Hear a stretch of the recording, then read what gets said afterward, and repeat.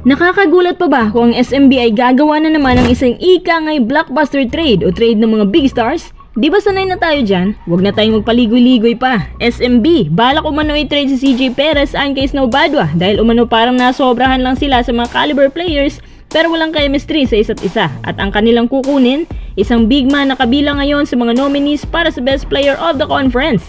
Halata ba na si Arvin yan? At dahil SMB na rin lang ating pinag-uusapan, magpapakawala na rin sila ng big man mula sa Terra Firma or Star Horse at ito ay kukunin nila pagkatapos na ma-acquire na ito ng Star Horse at makapag-operate ang bagong franchise ng at least 2 buwan.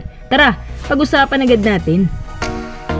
Ano kaya ang reaksyon ng mga solid SMB fans ngayon nung narinig nila ang balitang to? Sa maniwala kahit sa hindi, si Snow Badwa, isang trusted source at wala siyang sinasabi na hindi nangyayari. At ang balitang to, galing sa kanya. At medyo napahalata lang yung clue niya.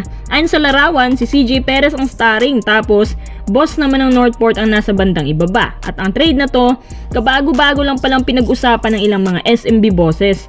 Sa pagkakaalam ko, dati pa may isang official dyan na hindi sang-ayon sa mga trades na ginagawa. Naisip ng official na to na sobra-sobra na yung mga guards, tapos wala pa silang legit na panghalili na big man kapag wala si Abay. So ngayon, pinagpulungan nila to para may ayos na yung long time outdated lineup. Yung SMB kasi panay kuha sa mga star players kahit hindi nila alam kung babagay ba yan sa system or may chemistry ba sila. Kaya halos nagsasabay-sabay sina CJ Perez, may Romeo na naman next year, tapos sino-sinong guardian ang kinukuha. Tapos ito, Wami Jongson at Andres Cahilig, kinuha sila kahit walang kasiguraduhan kung magiging maayos bang takbo ng execution.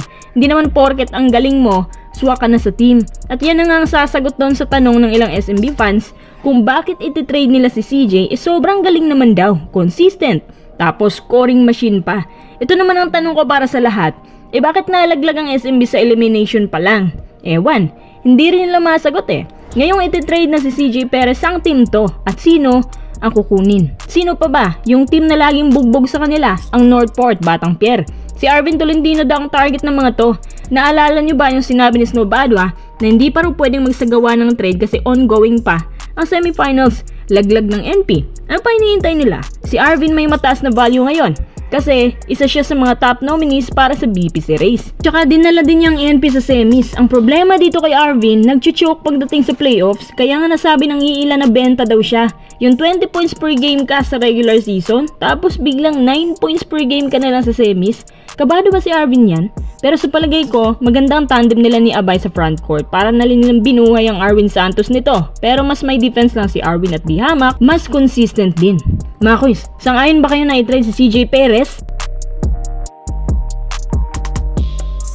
At SMB na rin lang ating pinag-uusapan, maghanda na si Luis Anggalang pati si Kemer Carino dahil silang next target ng SMB. Pero it's either isa or yung dalawa talaga. Sa mga trade updates na to, involved din si Jeyo Ambohat ng Converge.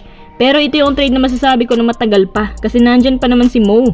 Effective pa naman siya kung gagamitin lang nila ng tama. Ang SMB ngayon, medyo nangangati na talaga ng manguha ng kung sino na lang na sa palagay nila efficient pieces na matagal na hindi nabubuo after nung Death 5. Kaya abang-abang na lang tayo dun sa mga samot-saring trades na mangyayari after nitong finals. Idudugtong na rin natin ito mga quiz. May nagtatanong kasi kung kumusta na ba daw yung kamay ni Brownlee. Kung makakalaro ba to sa Game 4? Huwag kayong mag-alala, makakalaro naman po si JB. Dislocated thumb unless kung buong braso talaga, pero limited minutes lang. Nangyari po to sa kasagsagan ng ikatlong quarter nung sinubukan niyang isalba ang bola pero ito yung nangyari. Sabi ng iba, sana hinayaan na lang daw yon para maiwasan ng mga injuries. Alam niyo naman si JB, vulnerable na, pero ayaw pang palitan ni Coach Tim kasi kaya pa naman daw niya. Kung sa bagay si JB, nagiging JB pa rin naman sa series na to kahit papano. Tsaka kahit nung nawala si JB sa floor, lumaban talaga ng todo ang Hinebra at nagawa pa rin nilang sabayan ng TNT, especially nung nag-init na si RJ. Sa huli, natalo ang Hinebra dahil di na rin nila kinayang hot shooting ng TNT sa dulo, lalo na nung naipasok ni ng Batak ang tres niya. Isang big win yon at buzzer beater.